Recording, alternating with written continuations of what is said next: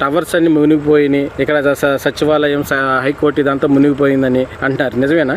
అన్ని బూటక ప్రచారం అండి. జగన్మోహన్ రెడ్డికి 11 సీట్లు ఇచ్చింది రాష్ట్రం అందుకునండి రాష్ట్ర ప్రజలు. నేను అమరావతి వాసిని మైనార్టీ జేఏసీ కన్వీనర్ని. నేను అమరావతి మునిగిందని టీవీలో చూసి నేను వచ్చానండి. ఇప్పుడే ఈ అంబాటి మాట్లాడేవాడు, కేతిరెడ్డి మాట్లాడేవాడు, ఈ వాటర్ మాటలు చూసి నేను డైరెక్ట్ గా ఇక్కడ లైవ్ లోకి వచ్చానండి.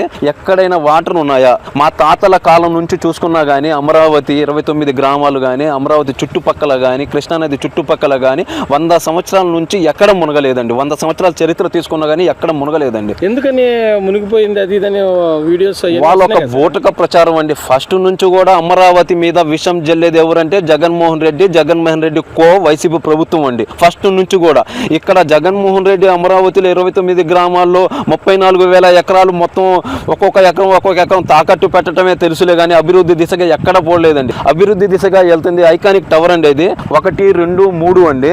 ఇది చూసుకుంటే హైకోర్టు అండి పక్కన.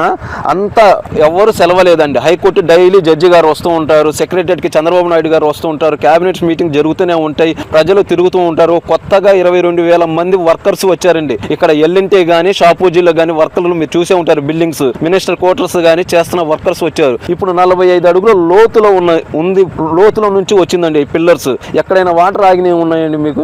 అంటే ఎందుకని నా చెప్పులకు కూడా వాటర్ తగలేదండి. ఎందుకని ఇలా ప్రచారం చేస్తున్నారు?